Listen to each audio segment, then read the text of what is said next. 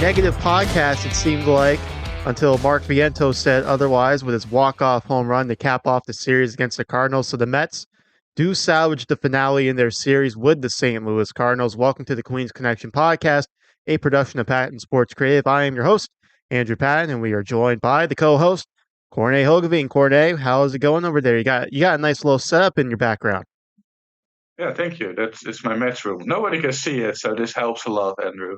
Well, I see a framed Matt Harvey 2013 All-Star Game jersey. I see a Rumble Ponies jersey in the bottom right corner. Obviously, we'll talk about the Rumble Ponies in today's Good episode as eye. well.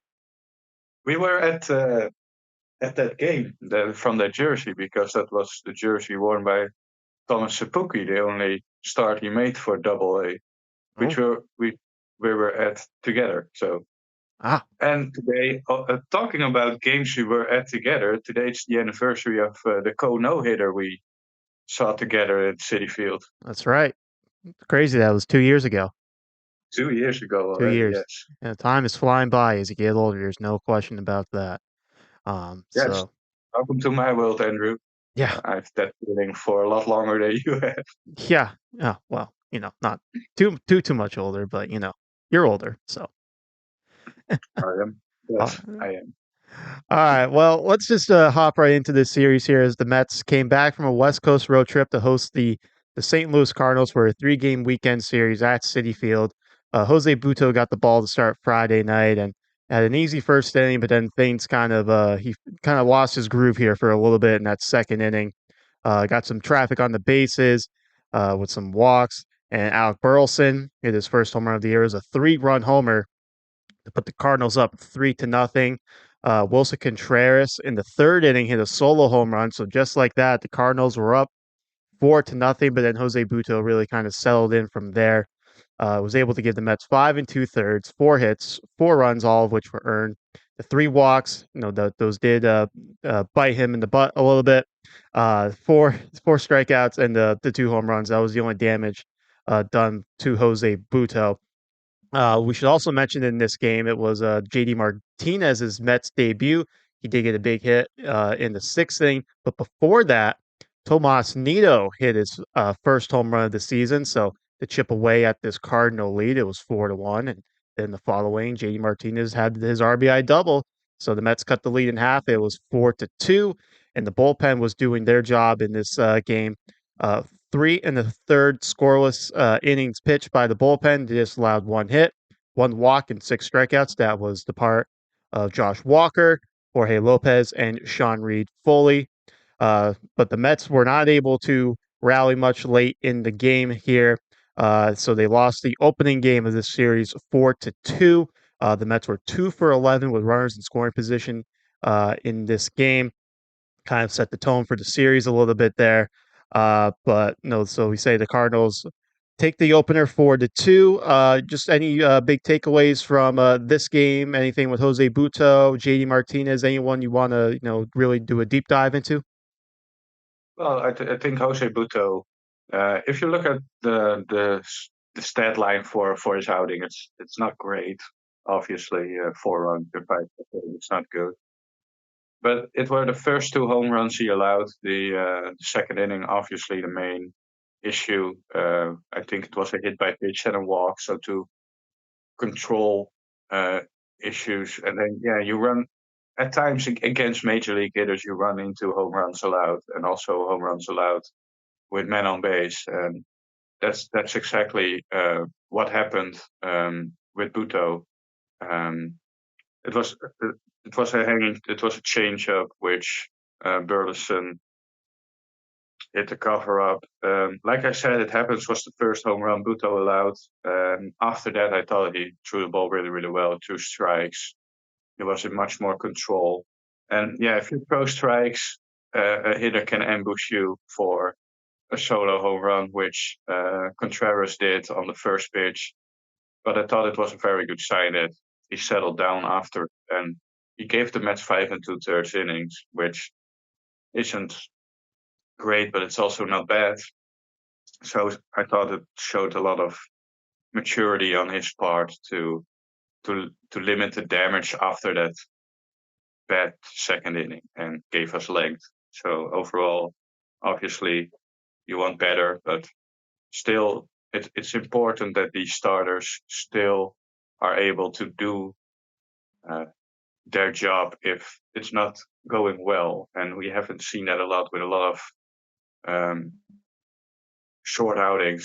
And right now, I think Jose Buto at least made it a fairly lengthy outing for the rest of the team. So for me, that's the main point when you get hit a little bit that you still do your job, and he did.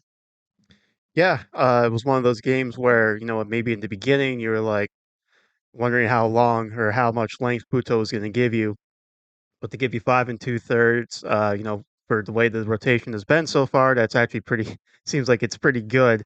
But unfortunately, like we talked about, Mets 2 for 11 with runners in scoring position in this game. They had a chance right off the bat. Nimmo and Marte both reached on base, but no, weren't able to follow up after that. Lindor with a little pop out, Alonso hit into a double play, so that killed that against the Miles Michaelis, who had been, look at his numbers, not great numbers. So you thought maybe this was a chance to really get the offense going after they did in that series finale with the Giants, but unfortunately, the couldn't do a whole lot. But we mentioned the Tomas Nido home run in the fifth. You had said, I believe you texted him. I don't know if it was that game or one of these other games, but you said you like the way he's swinging the bat right now. So obviously, we know Nito's a lot more of a defensive catcher than an offensive catcher.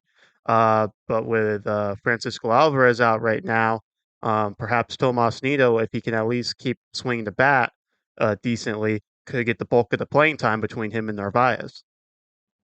Yeah, it's not like Omar Narvaez is lighting the world on fire with his bat right now.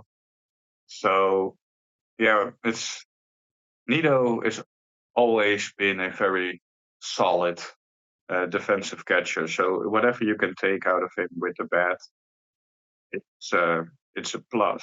I heard on the broadcast that he had some vision issues last year, and in Syracuse, he also was hitting the ball pretty well. And so far, I mean, we can't deny that he's hitting the ball hard. Obviously, Thomas Nido won't be a Francisco Alvarez type hitter. I think we can easily say that it's maybe a bit of a hot stretch, which will come to an end at some point. But right now, with the two catchers we have, I think we don't need to, set a you're a number one catcher, you're a number two catcher with the personnel we have right now. So right with the hot hand, right now it's clearly Thomas Nido. Yeah, and we mentioned on previous podcasts that Narvaez's defense is, uh, it can be suspect at times compared to Tomas Neo, which you already said today as well. Much more of a defensive-minded catcher. So, just that alone makes me think that playing him more often than Narvaez would might be beneficial for the pitching staff and whatnot. And to be fair, Narvaez. But if memory serves me correctly, in the Saturday game, which we'll dive into because he got the start, there were some pitches in the dirt that he was able to scoop out and whatnot. So we do have to, I'll give him props for that. But if I had to, pick between the two, who I'd rather see more often, it's probably Tomas Nida.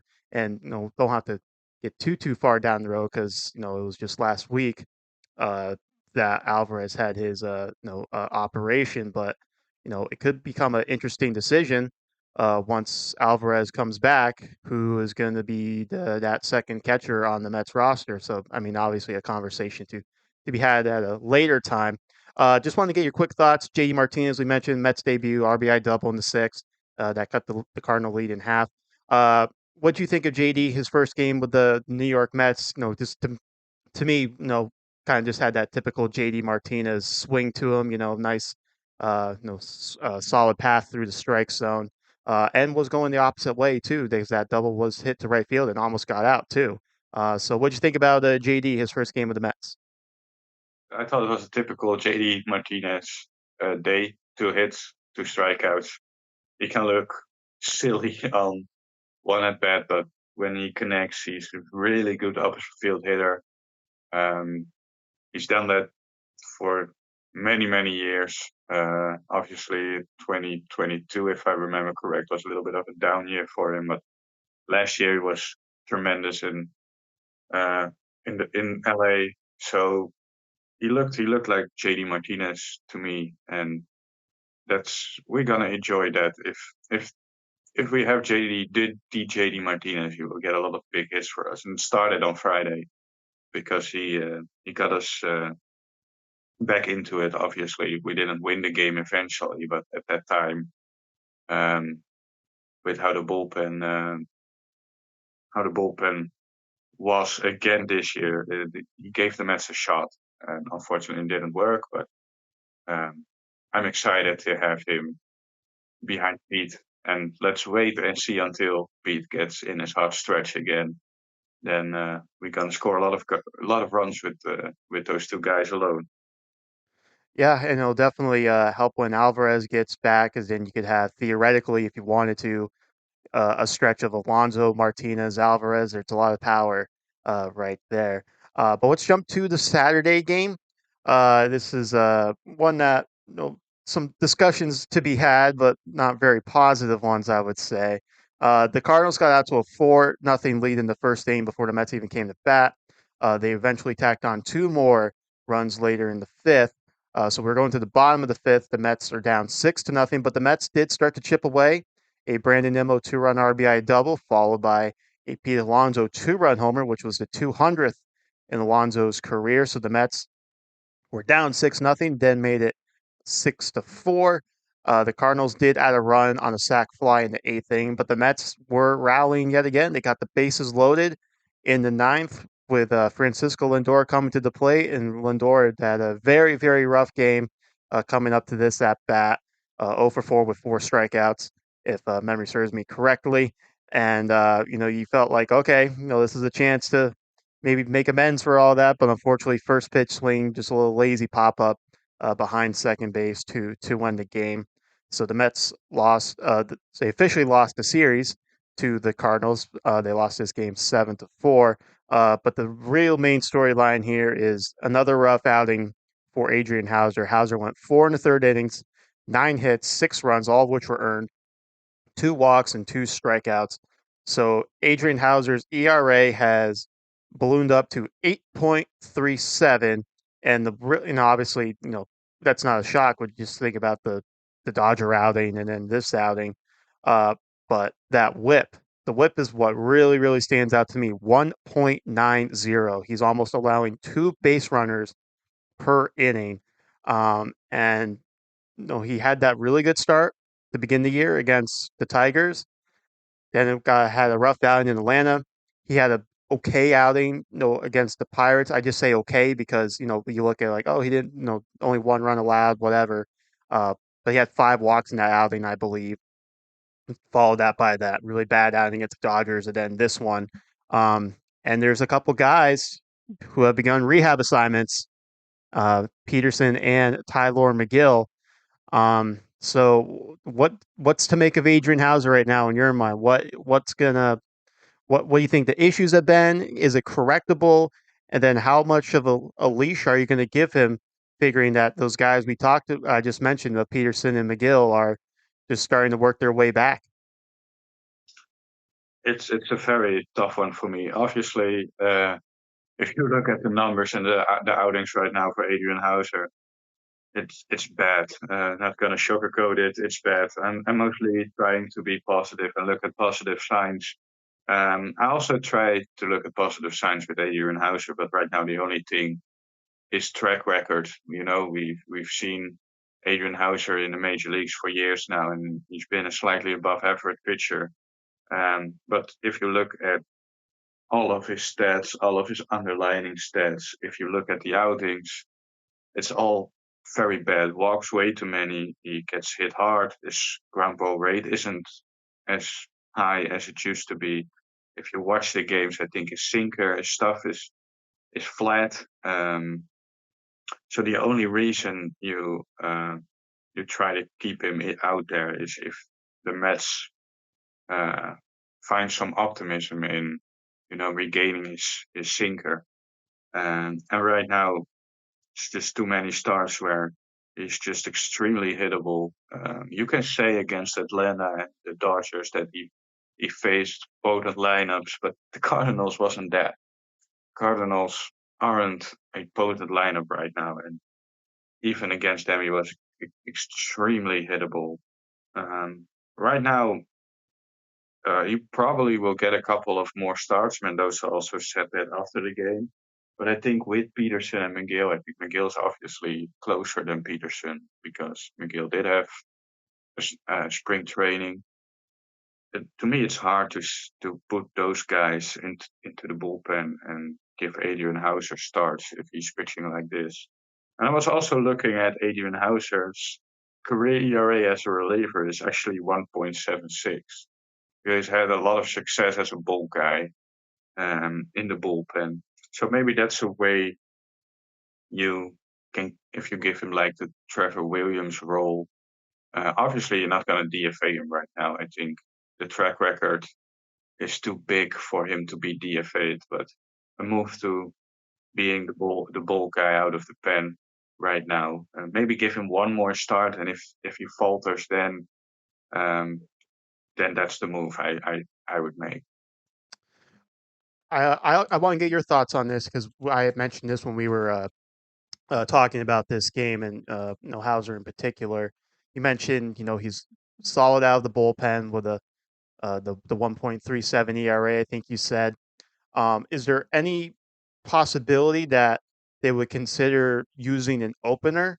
Have a guy like Sean Reed Foley who can give you multiple innings. Maybe him start the first two, and then you have Hauser come in, pitch the next four, so you get six combined. No, in a perfect world, I'm saying theoretically, you get 6 innings from Sean Reed Foley and Adrian Houser. Do you think that's potentially on the table? Do you think that's something that the Mets would consider? Or do you think, they just want to, go with a straight starter and, uh, you know, just roll that way? And right now, you should consider everything that could help. Maybe have an opener facing the top of the order, which was obviously the issue on Saturday as well, because that first inning, yeah, that was rough. So if it works, at least you should try something right now. And um, I know we talk about 1 month, but it just looks bad at all. It looks bad at all accounts right now for Adrian Houser. And if you can get a solid relief, I think Sean Reed Foley is definitely a good option to open in front of Hauser. Different stuff than Hauser, and then after the more four-seamer guy, go with the two-seamer guy. Um, I do think that when you do that, you have to make sure that Adrian Hauser faces the bottom of the order and not start again against the top of the order, maybe in the third inning. But overall, yeah, you have to try something. So Yeah, just kind of throw stuff against the wall and see what sticks right now when it comes to Adrian Hauser's starts. So obviously, with Hauser not getting through 5 innings, the bullpen was relied on yet again, and they did another very good job. 4 and 2/3, 1 hit, 1 run, which was earned, 2 walks, 7 strikeouts. That was the law firm of Walker, Nunez, Diekman, and Sean Reed Foley. That's quite a big law firm there. But obviously, unfortunately, in this game, I should mention, I throw Walker in there with the bullpen arms. He did have another balk, who you decided to call Josh Balker because I like Josh Walker, so you have wanted to get me going. But Diekman was the only reliever to allow a run or have a run charged to him, I should say. Um, but we've seen Sean Reed Foley come back, and we talked about him as an opener, uh, but since he's come back off the IL, he's shown some really good stuff. We knew he had a good fastball. So what do you think about Sean Reed Foley? We talk about the guys like Reed Garrett, who maybe weren't necessarily big guys that we expected to do well out of the bullpen.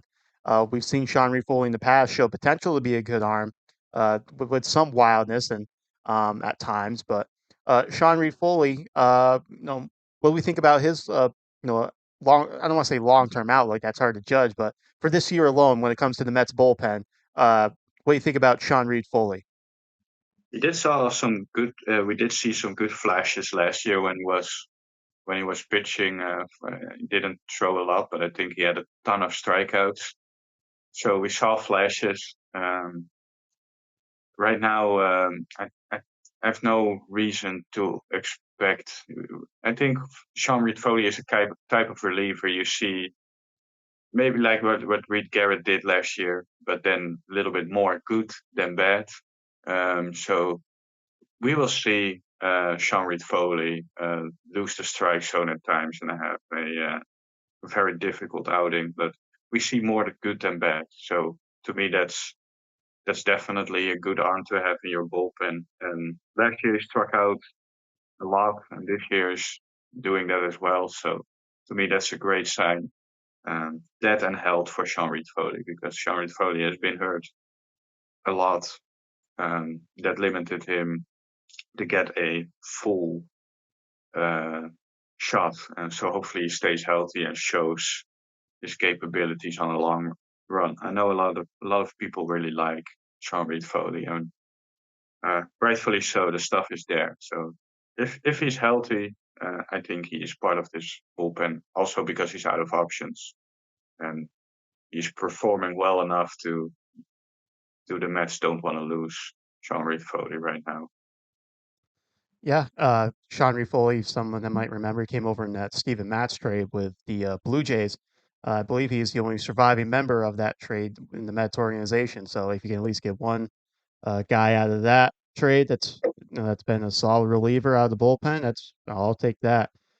So let's move on to the Sunday game because the Mets were in dire need of a good start, not just in this series, but also from Jose Quintana, who had a rough one against the Giants, and that's exactly what they got out of him. And we had talked about on the last podcast. I think it was actually our little clip that we posted on Facebook and YouTube the day of the game. So, we were, asking for a good start, and we certainly got one from Jose Quintana. So, just a quick summary on how this game shook out before we do a deep dive into Jose Quintana.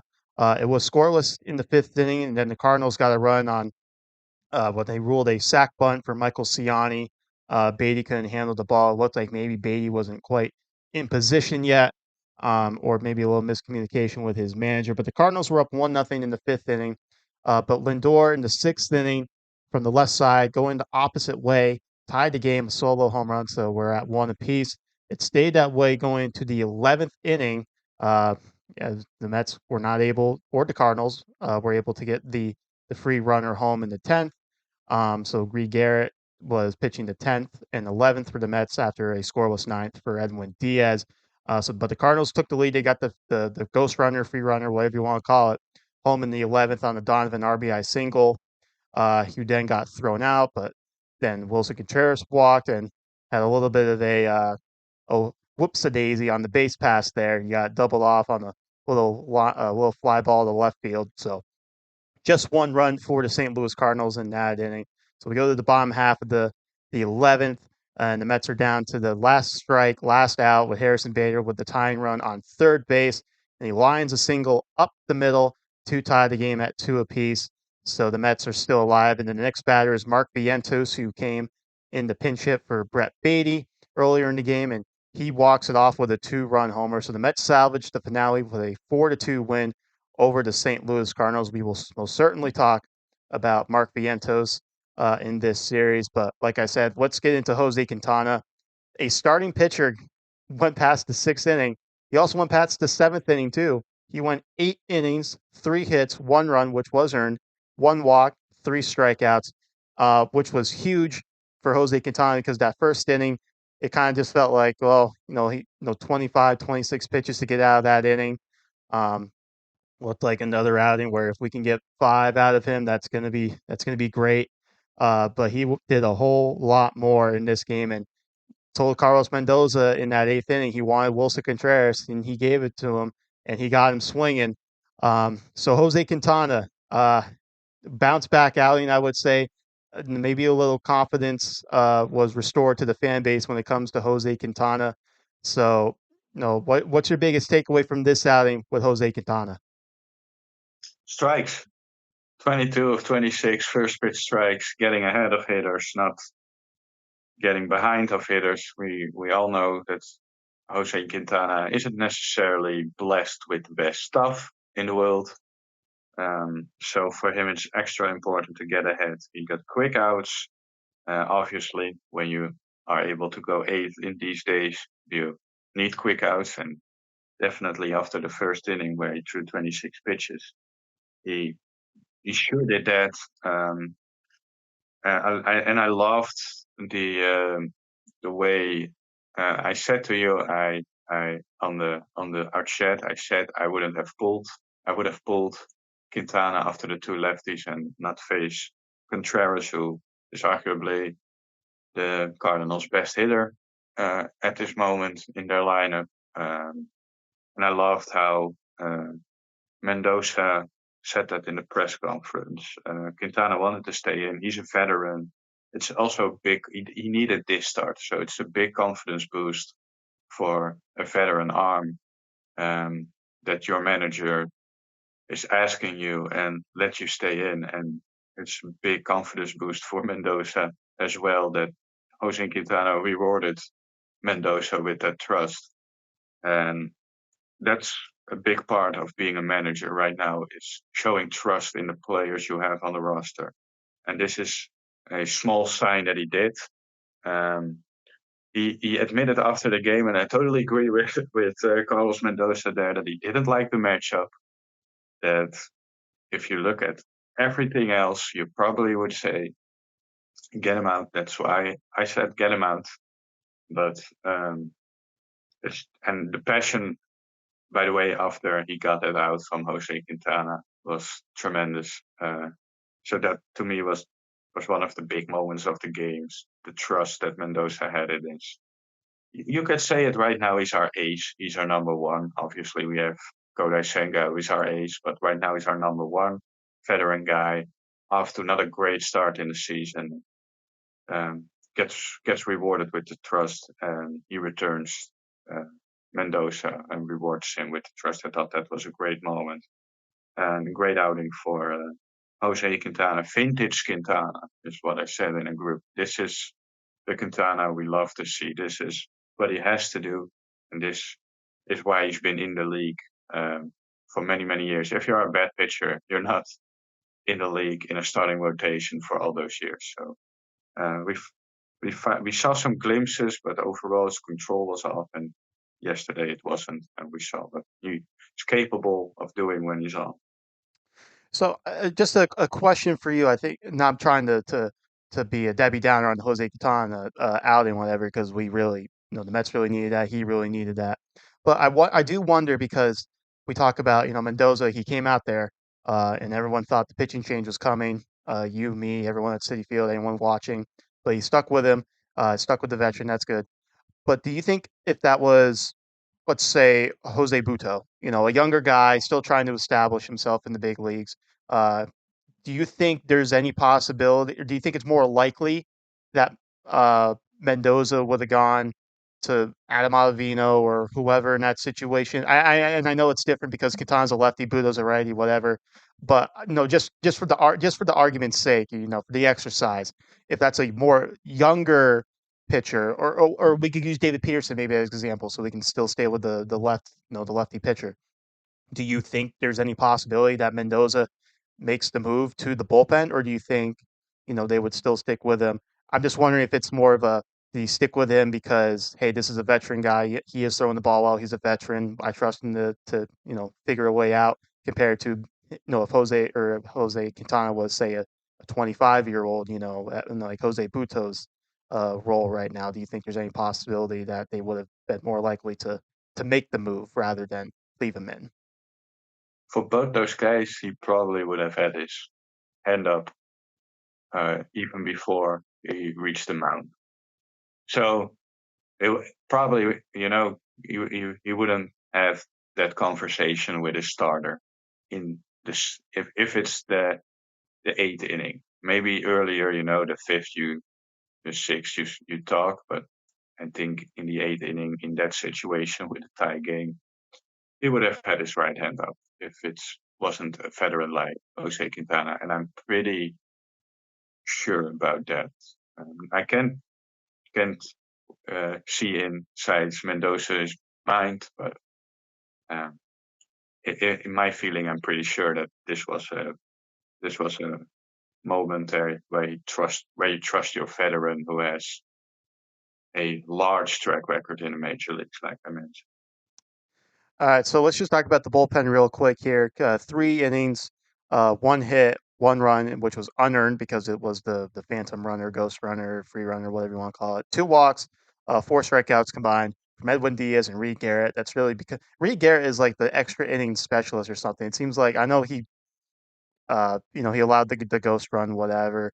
But it seems like because I feel like Garrett just has like this ability to not like that free runner, like it's like doesn't even move, when Reed Garrett is on the mound. At least it did in the 10th inning, which is I know you're kind of smiling and laughing because I was the guy, 6 months ago in the offseason talking about Reed Garrett being a DFA candidate for anyone who the Mets signed this offseason as the 40-man move. But now here we are talking about him, maybe jumping some guys in the bullpen like an Adam Ottavino or whatever. Um, so just a Garrett is gonna be an all-star if he keeps this up. Have you ever thought about that? that's very true. It's very possible Huh? Reed Garrett could be an all-star. And then that just really make me look even more stupid than I already am. So Well, like you mentioned on the chat, it's not, and I said it last week. It's not like I thought that Reed Garrett's gonna be an all-star in 2024. I can jump a victory lap, but it's more that you were so pronounced in wanting Garrett off the team, and I was just a little bit less pronounced, but probably thought the same thing. well, he's definitely got not getting DFA'd anytime soon, not getting optioned anytime soon. He is, like I said, he's jumping guys in the bullpen pecking order right now. And obviously, there are some guys out like Brooks Raley, whatever. But even when Brooks Raley comes back, I don't think it's gonna, demote Reed Garrett's role in the bullpen. You can't do that anymore at this point. So Reed Garrett, potential All Star, like you just mentioned. So can't rule it out. If he keeps this up, I mean, the numbers, he has better numbers than Edwin Diaz right now, Yeah. which to me is probably also if he keeps this up, a candidate to be an all-star. He's the story of the Mets bullpen so far, and that's with the return of arguably one of the best closers in the game in Edwin Diaz. So that says a lot. And I think the main reason he's now part of the extra innings is that you need strikeouts, and Reed Garrett gets strikeouts. So that's probably the main reason you go with Reed Garrett before Adam Ottavino in that. Also, Adam Ottavino a little bit more vulnerable with guys maybe stealing third against him. Hmm. So I think Reed Garrett um, just his strikeout stuff is for real. He keeps striking out people. He did it in the 10th. He did it in the 11th. Got obviously a little bit lucky with two bad base running plays, especially the whoopsie doozy of how you Whoopsie said daisy. it by Contreras. That was a funny word, by the way. So yeah, he's turned that spot 5-0, leading the league in wins. Well, not to rain on the Reed Garrett parade, whatever, but doesn't this kind of just show you that like wins, they're not the stat they used to be anymore, you know? 100% is not. If I remember, I remember that Hansel Robles was like 6-2 uh, at some point early on in 2019 or anything like that. He wasn't necessarily. Reed Garrett has been great, so he deserves to be 5-0. But I think Hansel Robles wasn't even that good that stretch, and he was like 6-2. Right man at the right time. That's what wins are all about nowadays. Oh, but it's Definitely. all right. Well, the Mets got this win because of Mark Vientos' heroics. So Vientos was called up because Marte's on the bereavement list, although Marte is expected to be back for tomorrow's game against the Cubs, the second game of the series. But Vientos in his 4 at-bats in this series got 3 hits, so he's batting 750 at the moment. Obviously, the home run, the 2 RBIs, because that was the big hit that he's had so far this year. But I think something that's really stuck out to me is when I was looking stuff up that the only out he made, it wasn't a strikeout. We know strikeouts are a bit of a bugaboo for him when he's at the plate. He's also hit the ball the other way. We saw him do that in spring training, and then it's carried over and uh, into his little major league stint here. So small sample size with Mark Vientos. But what have you liked that you've seen that you saw in this quick 3 game series with the Cardinals? He also faced some tough pitchers. I know he had a hit against Helsley in the Saturday game, if I remember correct. Tough right-hander, one of the better, closers in the game. He struggled a bit that day, but overall, it's not an easy guy to get a hit off. So I think that hit was even more impressive to me than the home run he hit against Liberatory, who probably was the only reliever Ollie Marmol had in his bullpen because he run that guy out a long, long time facing a guy who has a reputation of being a far better hitter against lefties than righties, and he was still in there. So that's just a little bit managerial to me, a bit shocking move. But back to Vientos, to me, it's still way too early to, like you said, I think he now played in 2 games. He's hitting the ball well. He's hitting the ball very well in Syracuse as well. We know he has the power. We know he can go gap to gap, but he definitely earns the start today. I don't know what the matchups will be. Who's on the mound tonight? But honestly, I don't really care. Um, One thing that's still, yeah, we are short memory uh, is always part of baseball fandom, but still he hasn't played a lot of third base. I don't think he had a chance at third base so far when he's played there, and he didn't play third base in AAA. So if you are gonna keep him, you probably need to give him more time at third base because he's not gonna take at bats away from JD Martinez as a DH, obviously. And I doubt if he's playable enough there right now. If he is playable enough at third base, I think you could see some kind of platoon with Brett Beatty because Brett Beatty quietly has struggled since his um, opening couple of weeks. Yeah, really since the Pittsburgh series, I would say. Yeah, pulling the ball a lot on the ground again, uh, not hitting the ball as well as he did early on. And obviously, last year that was the same problem with Brad Beatty. Um, so I'm a believer in Brad Beatty, but I think the Mets should keep a close eye on how he's gonna handle himself. Maybe option Vientos first and let him play third base in the minors. Um, I think that would be smart, knowing that maybe you make that switch at some point in the season.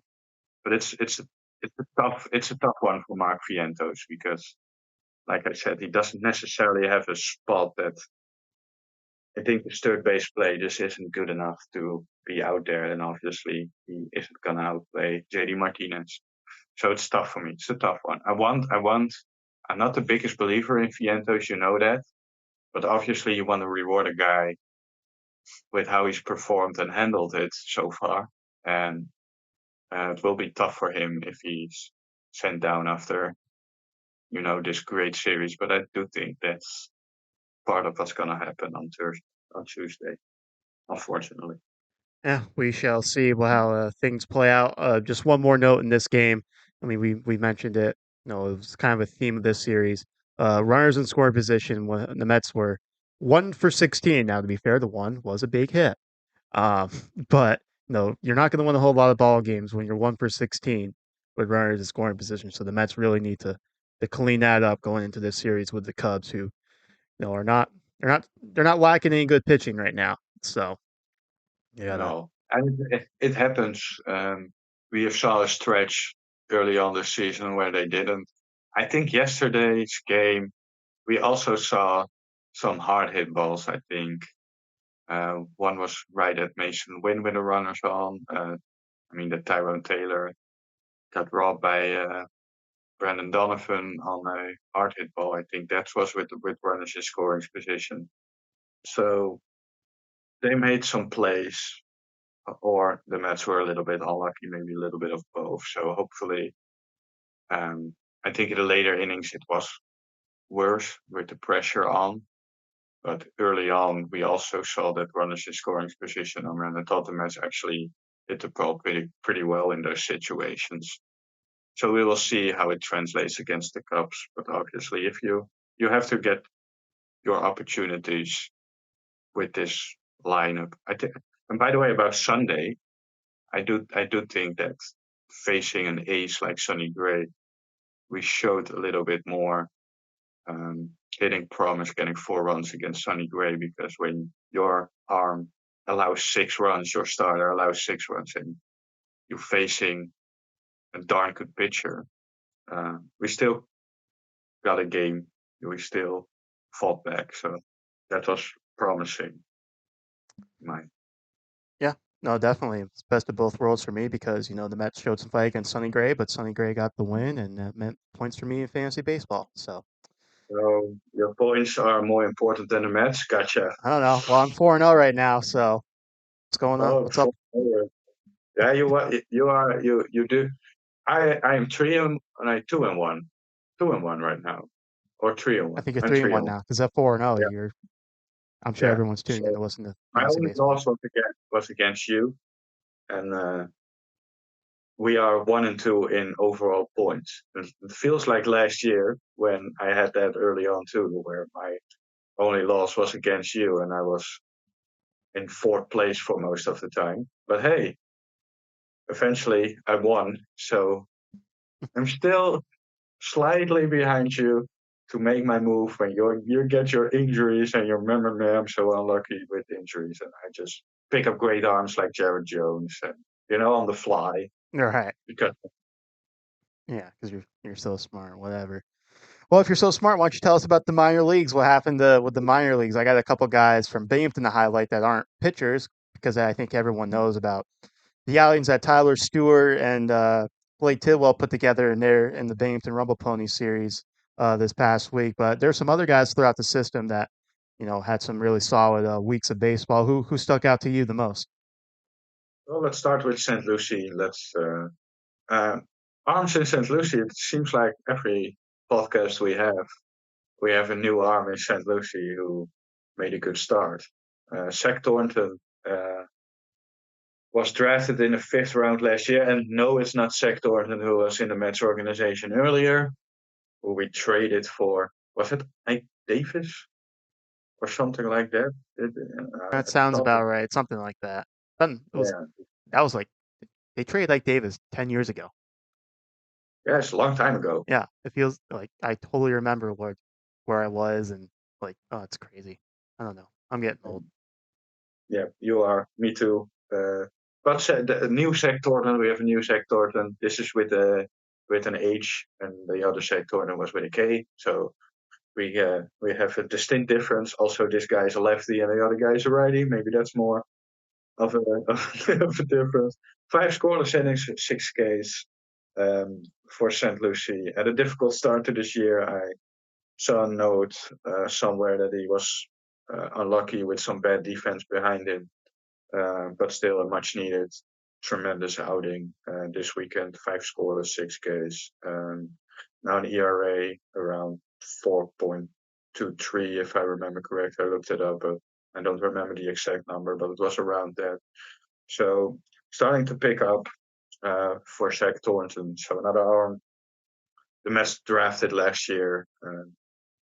We mentioned Kate Morris, for example, was the fourth rounder. We mentioned Austin um, Trouser, who was drafted last year. So a lot of arms drafted that have shown some flashes, and it's good that Zach Thornton, um, put his name in that bucket for us to follow.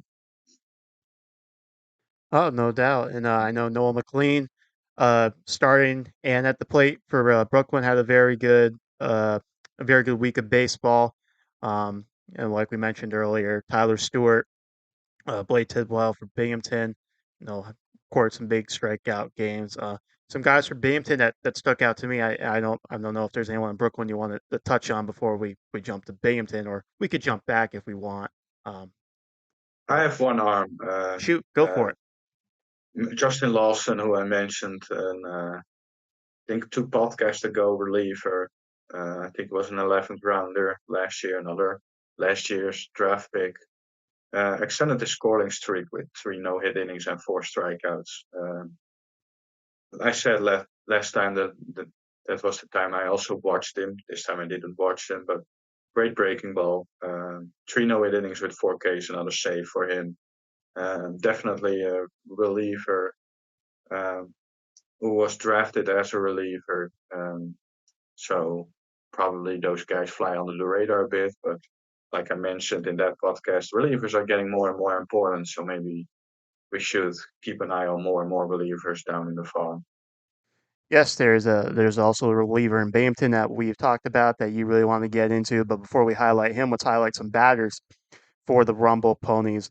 Some guys that stuck out to me in their series with New Hampshire.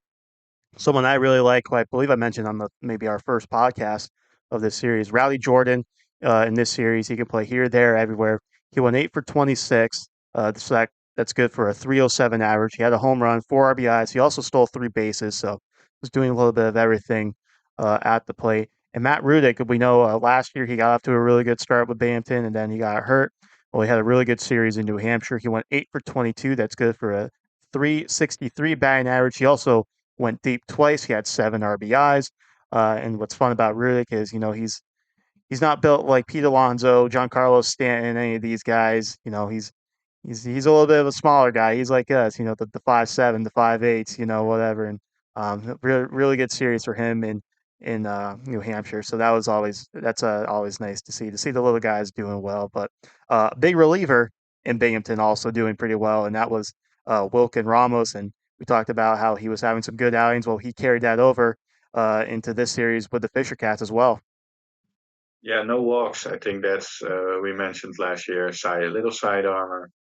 We saw some control issues in spring, but he hasn't walked a lot of hitters so far in Binghamton, and that's very very good to see from Wilkin Ramos. Not a small guy, by the way. So he's a pretty big guy. Three strikeouts in 1 and 2 third scoreless innings. Really has put himself maybe a little bit more on the map because of the control, which is now hopefully sustainable there. I mean, obviously it's early, but that's the main plus for him. He has good stuff. He is tough to hit, so if he keeps his walks down, we can have something with another, arm angle in the future bullpen for the Mets. And another arm that did well, I mentioned in probably also the first podcast, is Joanna Suarez. 6 strong innings, six innings of 1 run ball. He's also keeping his success in Binghamton up after being unscored upon last year in his short stint. He's now had an ERA a little over 3, so good to see him still performing. These guys keep it up. They might be spending their summers in Syracuse, the Syracuse Mets. Is there anyone this past week in Syracuse that stuck out to you wanted to highlight? Well, it's a little bit of a low light, but Mike Fassel has really struggled in AAA. And Mm, uh, last year when he was sent to AAA, it was also uh, not that great. And you hope that you have a little stint in Syracuse and you adjust and perform well in your second year. Right now, he's really struggling. So hopefully he is going to pick it up because I mean all the depth we can use in a starting department. And right now he's slowly getting behind the Christian Scott, Dominic Hamill guys. Also Jose Buto, obviously, in the depth chart. So we saw Mike Vessel in spring training when we visited the Mets against the Brave last year. So I do hope that Mike Vessel can turn it around and get himself back into the conversation for future Mets arms. Yeah, definitely that game, that start he made against the Atlanta Braves in spring training in Northport. That's what really, got kind of put him on the map at least, or at least started to get people's attention. And then obviously, with his success in Binghamton, everyone started really focusing in on him. But that Braves lineup that they put out there because it was late in spring training, that was pretty close to what they threw out opening day, and he pitched pretty well in that game. So he's got it in him. It's just a matter of figuring out what's going on right now and tweaking some things and getting back on track. So speaking of getting back on track, it's been a bit of a rough week for the Mets. So hopefully they can get back on track in the series against the Cubs. The Cubs just lost 2 of 3 to the Red Sox, so they're also going to be looking to get back on track as well. And the Cubs are a very, very good team and a very tough NL Central. The Brewers may have surprised some people. They definitely surprised me with their start. We know the Reds have a lot of good young talent. The Pirates got some good young players there. So that Central is still very much up for grabs, but the Mets get 4 with the Cubs this weekday series. Starts off tonight with Luis Severino going up against Jameson Taillon, who's pitched well since he's come off the IL for the Cubs. That first pitch is at 7:10. Tuesday night, Shamanai against Javier Assad. That's also a 7:10 first pitch. Wednesday night, Jose Buto's back on the mound facing probably the best pitcher that the Cubs can throw out right now, and was maybe the best offseason signing, international signing, Shota Imanaga. Imanaga has a sub one, yes, sub one ERA right now, and his WHIP is .8. So base runners are uh, they're not really getting nothing really is happening with Shota Imanaga on the mound for the opposing team. So hopefully he's due for a bad outing, and it's at City Field. So we'll see. That's a 7:10 first pitch on Wednesday, and then the Thursday getaway day, Adrian Houser against Ben Brown. That is a 1:10 first pitch. So I'm not making predictions anymore because every time I do, I'm wrong, and every time I'm positive about it, no, the Mets don't put on a good outing. And then when I'm maybe negative about it, like in the Dodger series, they're positive about it. So I'm just going to tap out for the rest of the year. But if you want to keep making predictions, go right ahead. How do you feel about this 4-game series with the Chicago Cubs? Well, you can still talk about how you feel about the series. I'm not putting a name to the claim anymore. It's not like you have to say, "Oh, we're gonna win this." Um, we always have a lot of trouble against the Chicago Cubs. It seems like besides being playing them in the postseason, probably every other year since 2014, um, we haven't been good against the Cubs. And you are, you know, you probably noticed that more than me with a brother who's a Chicago Cubs fan. So he mostly has a little bit of the bragging rights when it's about these two teams during the regular season. So hopefully, uh, for once, you can have some bragging rights against your brother. That would be nice. Yeah, I think a split would be fine. I hope three. Obviously, winning three would be great. But if I have to predict and be the only one to predict, because you're Debbie Downey or Debbie Downer, or however I'm you're not gonna Debbie say it. Downer. I'm just not good. That's why I don't bet. No, I don't bet either. Okay. Necessarily. It's not necessarily something unnecessary. It's mostly just luck. We we have seen it in baseball. You can be a very smart baseball guy and be wrong, and you can say you can ask a random people and he can be correct. So, but if I have to predict, I say split. All right. Saying series split, so we'll see how it all shakes out at City Field for a 4-game series with the Chicago Cubs. I think that we're going to wrap things up right about here. So, Corne, thanks as always. Uh, nice, like we've mentioned at the beginning, it's a nice little setup. Maybe you should just do all your podcasts from there, so I have something good to look at. Thank you, Andrew. Always nice seeing you too. Wow. All right. I don't believe you one bit. All right. That's going to do it for this edition of the Queen's Connection podcast, a production of Patent Sports Creative. Thank you so much for listening. We'll talk to you on Friday before the Rays series. So enjoy this 4-game series with the Chicago Cubs.